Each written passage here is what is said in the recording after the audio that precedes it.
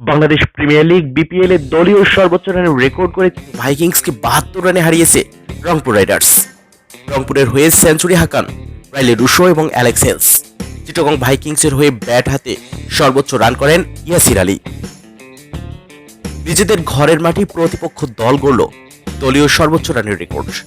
শুধু দলীয় সর্বোচ্চ রানই করেনি রংপুর রাইডার্স, একাধিক রেকর্ড গড়েছে রংপুর। টসে হেরে ব্যাট করতে নেমে শুরুতে ক্রিস গেইলকে হারায় রংপুর। গেইল বিদায় নেন মাত্র 2 রান করে। এরপরেই চট্টগ্রামে শুরু হয় হেলসের ঝড়।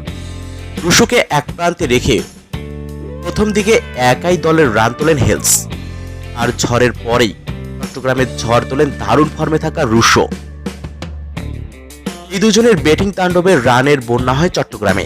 হেলস এবং রুশোর ব্যাটিংয়ে দিশাহারা হয়ে যায় চিটাগং ভাইকিংসের বোলাররা।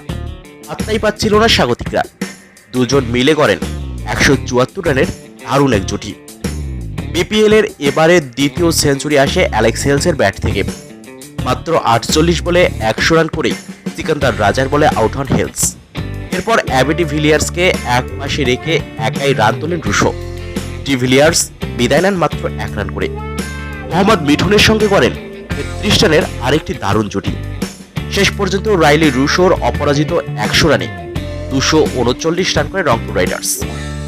জবাবে ব্যাটিং করতে নেমে ভালো কিছুর আশা দিয়েছিল শেজাদ, তবে সেটি থেমে যায় দলীয় 28 রানে।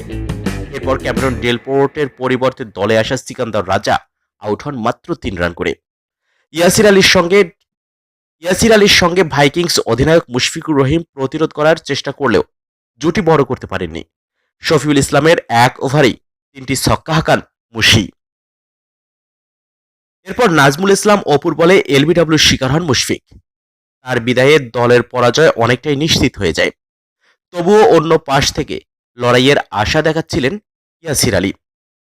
নজিবুল্লাহ জাদরানের বিদায়ের পর মোসাদ্দেকের সঙ্গে 41 রানের একটি দারুণ জুটি গড়ে তোলেন ইয়াসির। মোসাদ্দেক আউট হন মাত্র 14 রান করে। 48 বলে 78 রান করে মাশরাফির বলে আউট হন ইয়াসির।